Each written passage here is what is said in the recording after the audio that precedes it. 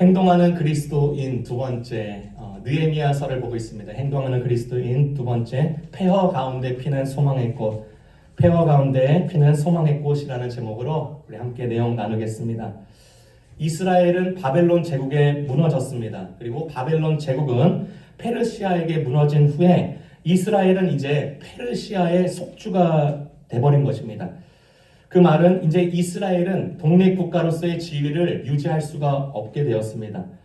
근데 참 다행스럽게는 페르시아가 이 각 나라의 자치와 또 종교적 자유는 어느 정도 인정해 주었습니다. 그런데 페르시아의 그 강력한 그 제국, 과도한 세금을 요구하는 것 때문에 속주인 곳에서 곳곳에서 반란이 일어났습니다. 이 페르시아 왕은 반란을 진정시키고 통치권을 공고히 하기 위해서 골머리를 싸고 있는 것이에요. 그런 상황에 이제 느헤미야의 이야기가 시작되고 있는 것입니다. 이런 배경 속에서 지난 시간 느헤미야의 첫 번째 시간을 보았습니다. 평탄하고 화려하고 안정이 보장되고 성공된 자 살아가고 있는 이 고위층 교포 유대인 느헤미야는 고국의 참담한 소식을 듣게 됩니다. 그리고 마음이 힘들었습니다. 그가 한 행동은 당장 옷을 벗고 돕기 위해서 뛰어든 것이 아니라 애통어린 관심을 가지고 울었습니다. 그리고 깊은 마음을 가지고 세 가지 기도의 물줄기를 가지고 계속 기도하고 있는 것입니다. 죄에 대한 인정, 하나님에 대한 약속, 결단의 기도, 이 세 개의 기도 물줄기를 가지고 기도했다. 여러분 기도하실 때 물줄기 잡고 기도하는 게 굉장히 중요합니다. 그리고 이제 4개월이 지났습니다. 그렇게 기도하고 있는 가운데 4개월이 지났는데 드디어 이제 반전이 조금씩 보이기 시작하는 것이에요. 오늘 내용을 통해서 폐허 가운데서도 소망의 꽃이 피어나는 과정을 여러분과 세 가지로 나누고자 합니다. 첫 번째는요, 이 본문을 통해서 섭리적인 도우심과 마음 굴림이 드러난다는 것입니다. 섭리적인 도우심과 마음 굴림이 드러난다. 느헤미야가 하나님께 기도한 그 4개월이 지났을 때입니다. 이제 고위 관직인 이 느헤미야는 페르시아 왕을 위해서 궁전에서 마시는 술을 맡은 자로서 역할을 했습니다. 잔치나 축제, 또 손님 대접 등 그 나라의 거울과도 같은 이 술이 굉장히 중요한 것입니다. 이 술을 대접하는 일은 분명 큰 일입니다. 그러니까 그만큼 고위 관직에서 인정을 받고 그만큼 이렇게 부추겨서 그 사람이 큰 일을 맡았다는 것을 증명을 시켜주는 것이죠. 그리고 이제 왕을 대접하고 자주 이제 얼굴을 마주해야 되는 그 직업이었습니다.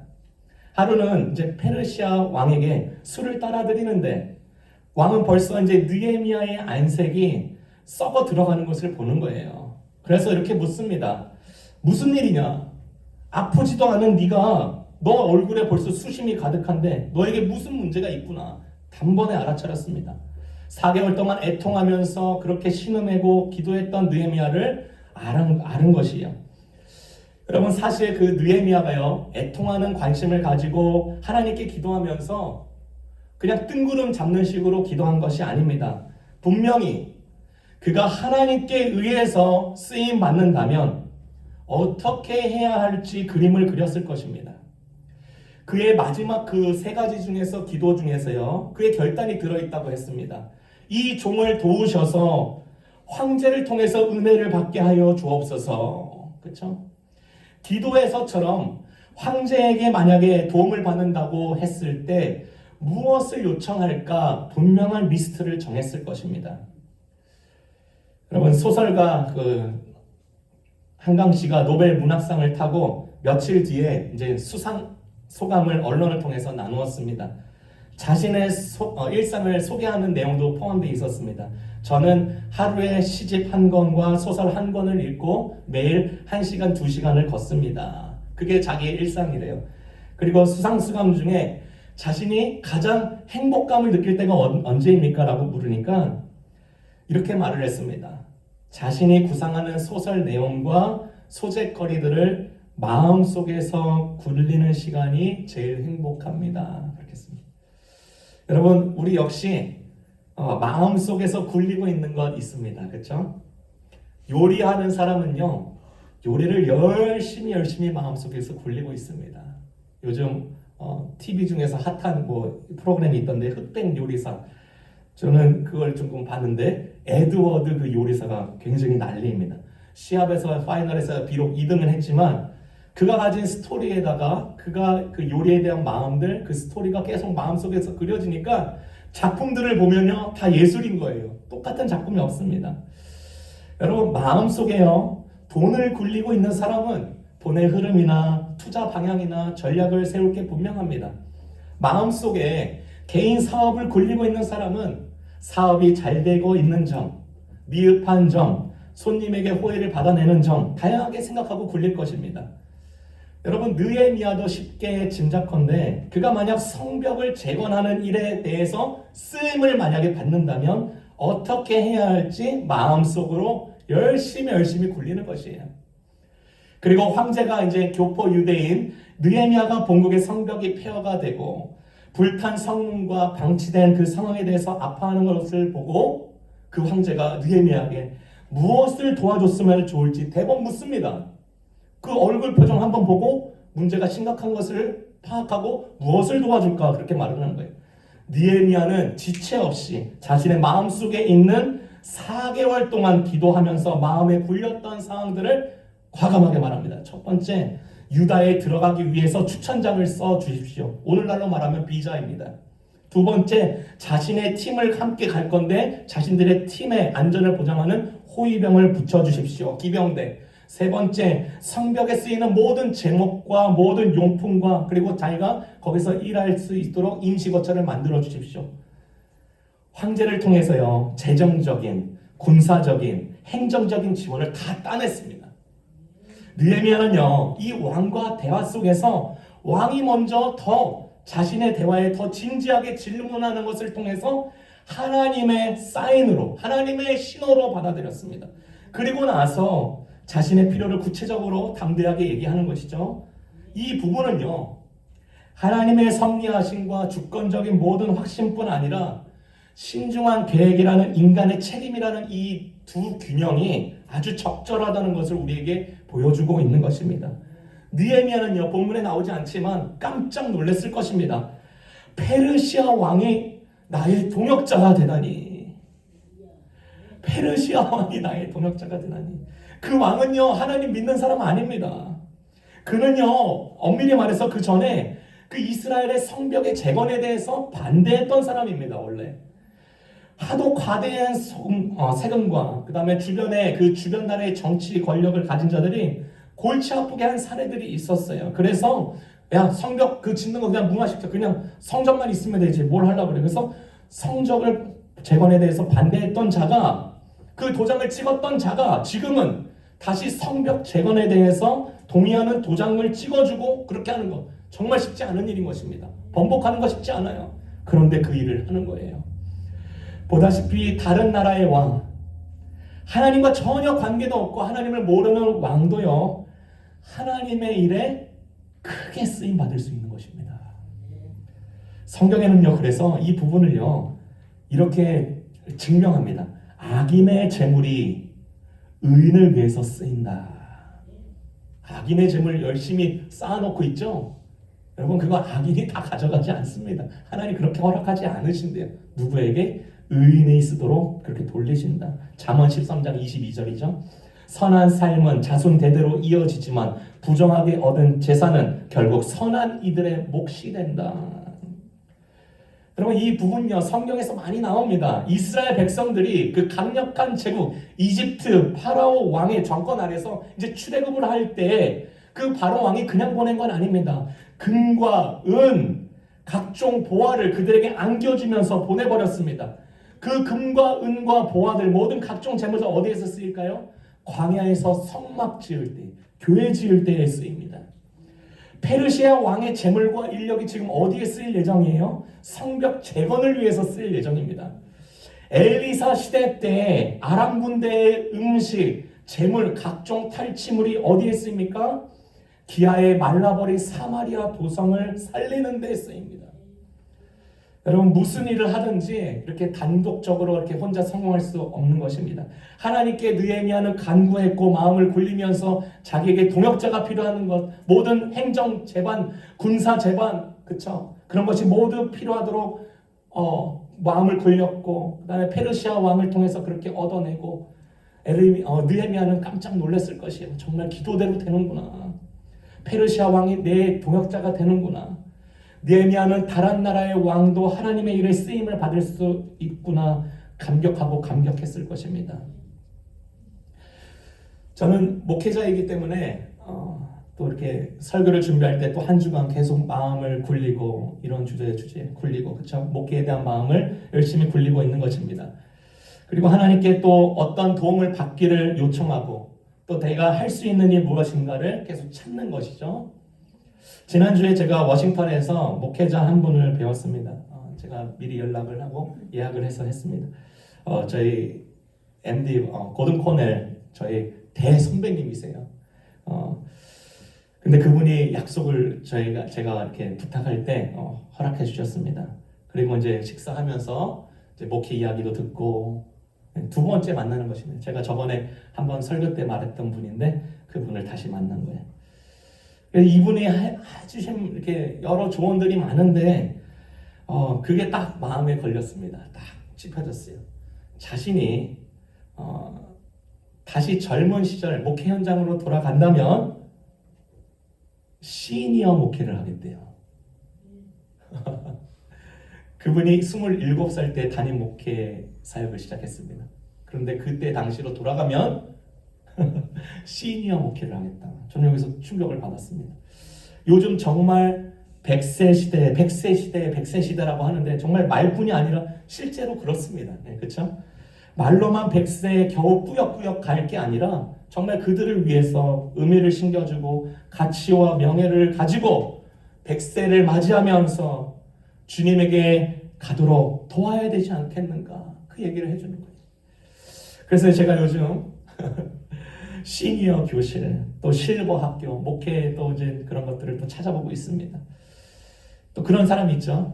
에이 목사님 저 나이 많은데요. 저 그냥 이제 살 날이 별로 안 남았어요. 라는 사람들 많습니다. 여러분 걱정하지 마세요. 그런 사람 그렇게 말하는 사람 더 오래 삽니다. 진짜 오래 살아요. 네, 진짜 그래요. 진짜요. 네. 여러분은 마음속에 요즘 무엇을 열심히 굴리고 있습니까? 목사님 저 요즘 시간 많습니다. 그런 분들요 오세요. 교회로 오세요. 제가 열심히 굴려드리겠습니다. 비단 여러분의 직업상 아니라 교회 공동체를 위해서요 쓰임받는 현장에 또 우리 지역을 위해서 쓰임받는 현장에 쓰면 하나님 이런 일을 통해서도 나를 통해서도 이런 일들을 하나님 이루시군요. 느헤미야가 가졌던 마음이 우리한테 전가되어서 또 소망의 꽃을 심게 되는 것이죠. 두 번째입니다. 두 번째 현실을 직시하고 소망을 노래하라.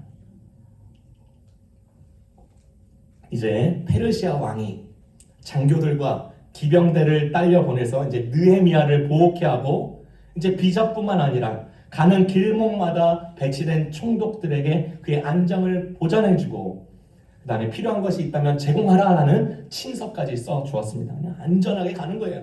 이제 풀 코스가 다 준비되어 있고 그냥 가기만 하면 되는 거예요. 예루살렘에 도착했습니다. 도착해서 처음부터 그는요 총독의 권한으로서 나를 따르라 하지 않았습니다. 처음부터 자기 계획이나 비전을 제시하지 않았습니다. 도착하고 나서 3일 내내 그냥 쉬었습니다. 그리고 나서 남몰래 자기의 팀원 몇 사람을 데리고 예루살렘 남서쪽에서 출발해서 남쪽으로 또 거기서 다시 북쪽으로 다니면서 이 성의 그 형편을 다 살펴보았습니다. 샘문과 왕의 연못에 이를 때는요 더 나아갈 수 없는 것을 발견했습니다. 사람들의 왕래가 끊겨버린 그 길들이 이미 풀들로 폐허들로 버려진 쓰레기 더미들로 건물의 잔해들로 흩어져 있는 것을 확인하는 것이죠. 폐허가 된 성, 불타버린 성문, 무너진 성벽, 폐허 그 자체를 본 것이죠. 철저하게 현실을 파악하기 위해서 조사하고 시찰했습니다. 남들에게 먼저 이런 일을 하겠다 이렇게 알리는 게 아니고 자기가 먼저 땅을 보면서 눈으로 확인한 것이죠. 느헤미야가 그것을 보면서 참담하고 착잡했을 것입니다. 어디서부터 손을 대야 될지 의문이었을 것입니다. 산 같은 문제, 강력한 움직이지도 않는 이 바위 같은 문제가 내 앞에 있을 때 이 문제의 강도와 크기에 압도되는 것은요, 인간적으로 다 당연한 것입니다. 더구나 자기의 전문 분야가 아니에요. 자기는 술을 판독하고 술의 맛을 유지하고 잔치를 셋업하고 그쵸 축제를 하는 그런 유흥과 같은 일들을 했는데 이 성벽을 재건하자니 내가 말은 그렇게 했는데 자기 전문 분야가 아니죠. 그러나 도끼를 갈아서 바늘을 만든다라는 말처럼 세상의 희망과 소망을 이야기하고 노래하는 사람은요, 이처럼 어처구니 없어 보이는 일에도 뛰어듭니다. 뛰어들어요. 느헤미야가 그 모습을 보여주는 것입니다. 여러분, 사실 이 성벽이 무너진 것은요 12년 동안 그렇게 방치되어 있었습니다. 이제 주변 사람들도요 완전히 그 마음을 성벽 재건에 대해서 그냥 아예 다 잊혀버린 상태입니다. 그 마음을 다 접은 상태였습니다. 변화의 필요성을 전혀 1%도 못 느끼는 것이에요. 안주하기로 택했습니다. 우리는 이 본문을 보면서 의문할 수가 있습니다. 혹은 느헤미야가 앞으로 성벽을 재건합시다 할 때 주변 사람들이 혹시 이렇게 질문할 수도 있어요. 아니, 성벽 재건이 뭐가 그렇게 중요합니까? 성벽 재건 뭐가 그렇게 중요해요? 우리 12년 살아봤는데 별로 불필요한 것 같은데요? 왜 페르시아에 있던 이 느헤미야는 하지 않아도 될 이 일에 왜 이렇게 열성을 부리는가? 성전은 재건되었지만 성전을 보호하는 성벽과 성문 등 12년간 폐허 상태가 되면서 사람들도요, 이제 무관심, 무반응적인 태도를 가지는 것이죠.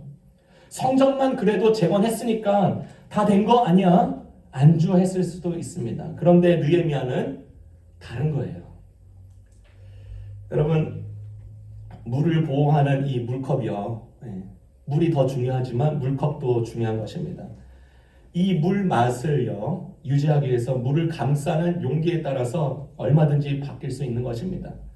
물이요 물컵에 있지 않고 똥통에 있으면요 똥물이 되는 것입니다. 물이 물컵에 있지 않고 바닥에 널브러져 있으면요 마실 수 없는 물이 됩니다. 물이 물컵에 있지 않고 모래사장에 뿌려져 있으면요 더 이상 물의 용도를 가질 수가 없는 것입니다. 즉 느헤미야는요 이 성벽 재건은 단순히 성벽 쌓기 라는 작업에서 그치는 것이 아니라 후반에서 우리가 보게 될 텐데 성전에 거하는 사람들, 이스라엘 사람들을 사랑하시고 보호하시고 견실하게 하시는 하나님의 자존심을 세워줄 뿐만 아니라 이스라엘 백성들의 정체성을 지키는 데 있는 것입니다. 성벽 재건이라는 이 가시적인 목표를 통해서 실은 무너졌던 그들의 신앙적 정체성을 다시 한번 세우고 그렇게 하자 도전하고 있는 것이죠. 그래서 에스케나지 학자는요 이 부분에 대해서 이 성벽 재건, 하나님의 전이라는 개념은 건물 자체만이 아니라 공동체를 포함한다라고 해석을 했습니다. 즉 사람 자체가 성전이고 교회다라는 것, 우리가 아까 찬양했듯이요, 그렇죠? 이 성벽 재건은요 오늘날 교회의 모습과 비교해 볼 수 있습니다.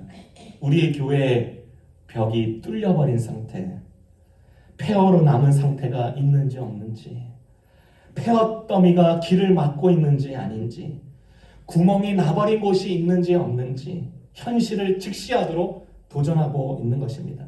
가령 예배를 예로 들자면요, 우리가 이렇게 예배를 드리고 있는 이 예배를 들자면 처음 온 사람이 이 예배를 통해서 은혜를 받아야 됩니다. 한 번 온 사람이 다음 주에 또 오게 만들어야 됩니다. 그들이 복음을 듣고 다른 성도들과 또 우리 공동체와 계속 연합할 수 있도록 도와줘야 합니다. 여러분, 이 교회 공동체는요 34년이 되었습니다. 그동안에 많은 예배 포맷이 있었습니다. 기존 신자가 볼 때, 기존 성도가 오래된 신자가 볼 때 10년 동안, 20년 동안 그저 그렇게 익숙해져 버린 연수입니다. 충분하죠. 저는 이곳에 온 지 2년 반이 되었습니다. 이제 3년 차를 바라보고 있습니다. 그런데 앞으로 3년, 4년을 변화 없이 타성에 젖어버릴 수도 있는 것입니다.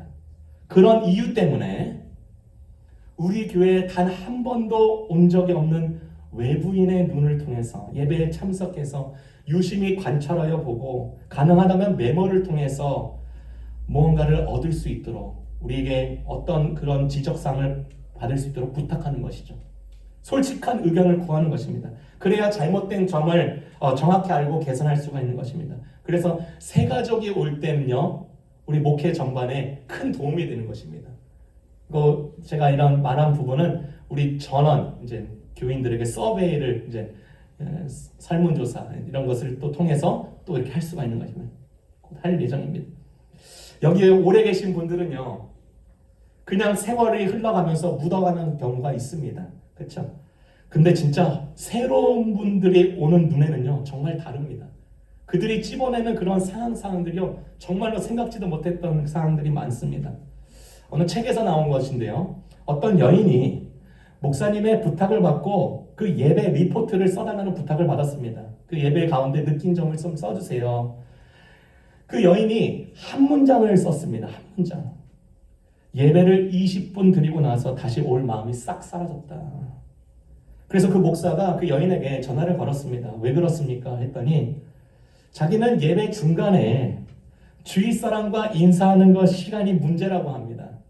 내성적이라 그런 시간을 정말로 이렇게 원하지 않는 거예요. 그런데 당시 순서 때문에 최선을 자기가 다 했다는 것이에요. 수줍음을 억누른 채 제가 먼저 이제 주위 사람과 눈을 마주치고 적극적으로 인사를 하는데 무슨 일이 벌어졌는가? 아무도 그 여인에게 인사를 하지 않았다는 것입니다. 다들 그녀의 눈을 피해버린 거예요.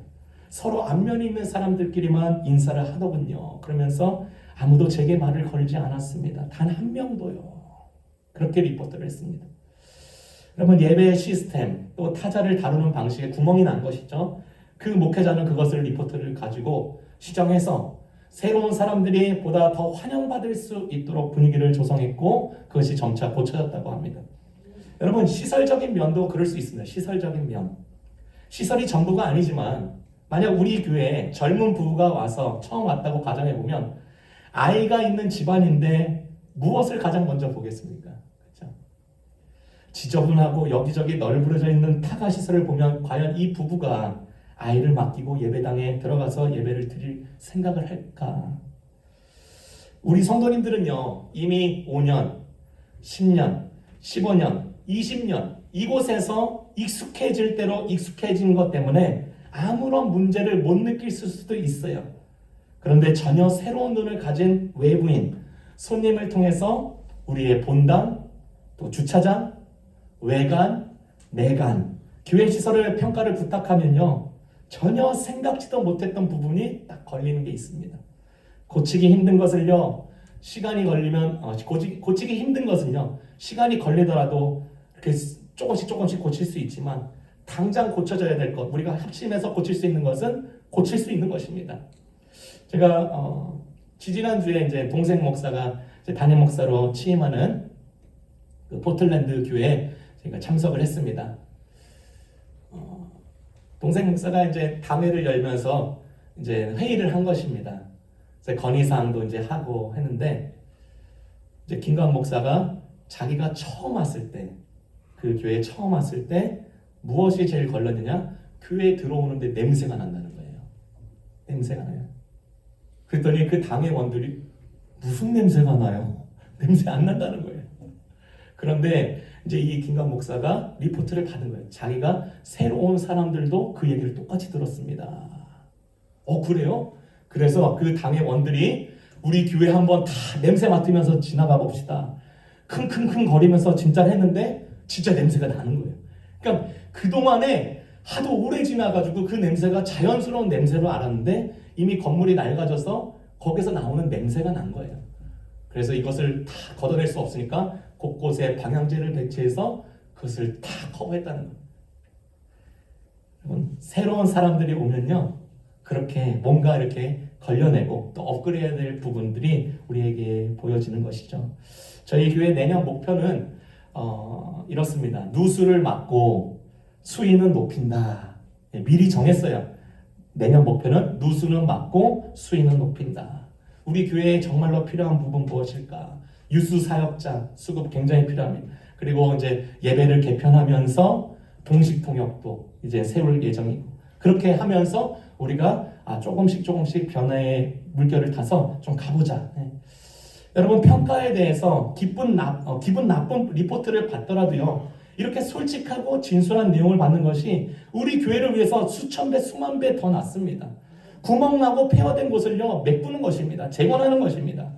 여러분, 성벽 재건은요 비단 교회 얘기뿐만 아닌 것입니다. 개인적인 생활이 될 수가 있습니다. 내 일상에서 구멍난 상태, 내 일상에서 벽이 허물어진 관계, 진부하고 타성에 젖은 내 패턴 등 다양할 수가 있습니다. 그럼 어떻게 고쳐야 될까요? 여러분, 일단 할 수 있는 일서부터 시작하면 됩니다. 여러분, 100점짜리가 되려고자 하면요 안 합니다. 절대는. 내가 30점, 내가 50점, 내가 70점 그렇게 시작하겠다는 심정으로 시작하다 보면요 어느새 성벽의 돌이 세워지고 세워지고 다시는 그런 우를 범하지 않게 되는 여러분을 보게 될 것입니다. 느헤미야는요 이렇게 조사를 마친 후에, 시차를 마친 후에 사람들 앞에서 당당하게 외쳤습니다. 우리 이 예루살렘 성벽을 재건하여 더 이상 수치를 당하지 않도록 합시다. 그리고 나서요 하나님께서 그를 도우신 일과 황제를 통해서 처리한 모든 상황들을 이야기해 주었습니다. 그랬더니 이 청중 모두가 재건하십시다. 12년 동안 정말로 느른한 상태, 맹목적인 상태, 무관심한 상태가요 이 모든 비전 앞에 다시 반응하고 착수할 수 있도록 그렇게 들어가는 것이죠. 느헤미야는 이스라엘 사람들이 안주하고 있던 이 느른한 이 현실이 비정상임을 분명하게 깨우쳐졌습니다. 폐허 가운데서도 노래를 멈추지 않았고 소망을 이야기했고, 여러분, 우리 모든 성도 중에서도요 각자의 지경 가운데 폐허 더미가 있다면 그 폐허 더미를 딛고 희망을 가지고 소망을 노래하는 자로 서시기를 주님의 이름으로 축원합니다. 마지막입니다. 좋은 일에는 반드시 방해가 있다. 좋은 일에는 반드시 방해가 있다. 19절을 보겠습니다. 19절에 보면요 호론 사람 산발락과 종이었던 암몬 사람 도비아와 아라비아 사람 게셈이 이 말을 듣고 우리를 업신여기고 우리를 비웃어 이르되 너희가 하는 일이 무엇이냐, 너희가 왕을 배반하고자 하느냐 하기로. 반대자가 드러나죠. 호론 사람은 이 사마리아 사람입니다. 산발락과 암몬 사람 도비아와 아라비아 사람 게셈, 이들은 모두요 예루살렘 중심으로 축을해서 북쪽과 동쪽과 남쪽에 위치한 지역을 다스리는 총독들입니다. 이들은요 황폐해진 이 예루살렘이 다시 한번 성벽 재건을 통해서 다시 회복된다면 그들이 다스리는 지역에 심각한 위협이 될 것이라고 생각을 했습니다. 그래서 느헤미야가 하고자 하는 일을 적극적으로 방해하고 방해 공작을 펼치는 것입니다. 이들의 방해 공작은 시기심으로 시작되었습니다. 시기심, 자신의 영역과 권리, 힘을 빼앗길 것이라고 생각하는 것이죠. 여러분, 유럽 여행과 인도 여행을 가다 보면요 길거리에서 쉽게 거지들을 만날 수가 있습니다. 이들은요 구걸할 때 대한민국과 미국의 스타일의 거지처럼 그렇게 하지 않습니다. 아주 당당하게 합니다. 실제로 인도의 거지들은요 내가 당신에게 선행을 베풀 기회를 줄게, 내놔. 그렇게 당당하게 구걸합니다. 여러분, 상대방이 가진 것이 내게 결핍되어 있다는 이 심리적인 배경을 가지고 있는 것이 시기심입니다. 그래서 불쾌감과 악의를 가지고 당당하게 달라고 요구하는 것이에요. 작가 중에 김형경 작가가 이 부분에 대해서, 이 시기심에 대해서 나눈 내용이 있는데요. 시기심이 가장 소극적으로 표출될 때는 타인이 가진 것에 대해서 그냥 단순한 부러움, 칭찬의 형태로 드러난다고 합니다. 사촌이 논사면 배 아프고, 타인의 불행은 나의 행복, 넘어진 자 밟아주고 절벽에서 밀어주자, 이런 별다른 정말로 자의식 없는 사용되는 속담에서도요 시기심이 깔려져 있는 것입니다. 여러분, 이 시기심이 강도가 조금 더 심해지면요 제3자를 헐뜯고 헛소문을 퍼뜨리고 집단으로 따돌리고요 쇼핑 중독에 빠지는 위험의 형태로 드러난다고 합니다. 그것보다도 더 격렬해지면, 이 시기심이 더 격렬해지면 소매치기나 강도처럼 남의 가진 것을 이제 빼앗는 행위로 드러나고, 이것보다 더 심해진다 그러면 자기보다 많이 가진 자를 살해하기까지 합니다. 미국 프로그램에서요 유명한 프로그램이죠. 복권에 당첨된 사람의 삶을 이렇게 추적하는 프로그램이 있습니다. 그중 하나가 독특한 게 있었는데, 한 여성이 이제 복권에 당첨된 그 이웃 사람에 대해서 이제 굉장한 분노에 차서 비난하는 내용이 있습니다. 어느 A라는 사람이 복권에 당첨됐는데 그 이웃에 사는 그 B 사람이 A를 막 비난하는 거예요. 알고 봤더니 이렇게 말하는 거예요. 그 A라는 사람이 복권에 당첨되고 우리에게 준 것은 아무것도 없습니다. 떡고물이 떨어지지도 않았어요. 그 사람은 아무도 몰래 마을을 뜨고 말았습니다.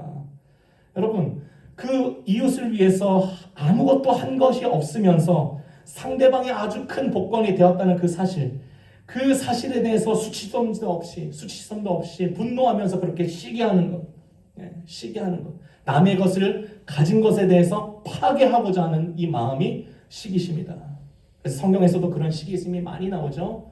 첫 번째, 사단 마귀가요, 계속 하나님의 자녀 아담과 하와, 또 하나님의 것이 없는 것에 대해서 시기하는 거예요.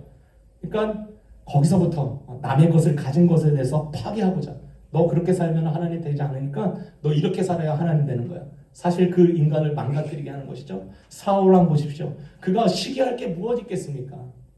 그 초대 왕이에요. 가진 것 다 많았습니다. 그런데 시기심이 발동이 되니까 그 다윗이라는 어린 그 자기의 사위인데도 불구하고 그 녀석을 내가 파괴하고 말겠다라고 들어가는 것이죠. 여러분, 여기 본문에 나오는 방해자들 산발락과 도비야, 겟셈도요, 끈질기게 시기심을 가지고 성벽 재건에 앞으로 계속 방해 공작을 펼칠 것입니다. 하지만 느헤미야는요, 이 방해 공작에서도 머뭇거리지 않고요, 그가 마땅히 해야 할 일을 시작하고자 합니다. 느헤미야의 중심에는요, 그리고 그 시선이 그 앞에 있는 지금 방해하는 꾼들, 유력자들이 아니라 선한 선으로 지금까지 나를 이끄시고 또 페르시아 왕까지 나의 동역자 삼으셔서 그렇게 함께하는 여정 가운데 이 느헤미야가 확신을 얻은 것입니다. 신앙 공동체에 의해서 지금 이스라엘 백성들도 같이 재건합시다 할 때 이 느헤미야의 소망, 그 다음에 이 소명은 더욱 확실한 확증을 얻었고요. 그리고 이제 그런 일에 더욱 착수할 수 있겠구나. 반대가 있더라도 나는 착수하리라. 온갖 시기심에 사로잡힌 방에서도 당당하게 소망의 꽃을 피기 위한 씨앗을 뿌리는 작업을 하고 있는 것이죠. 성벽을 세우는 일, 그리고 우리 모두의 일상, 여러분의 일상에서 무너진 성벽이 있다면 그 성벽을 다시 재건하는 일에 투덜거림을 멈추고 온갖 타인을 향한 시기심이나 편견이나 모든 불만을 멈추고 우리 주변에 널린 폐허의 잔해를 치우는 일부터 시작하시면 되는 것입니다. 하나님은 살아계시니 능히 우리를 도우시고요, 또 우리 리치몬드 지역 가운데, 또 우리 교회 공동체 가운데, 여러분의 삶 가운데, 여러분의 가족 가운데 계속 소망의 꽃을 보게 하실 것입니다.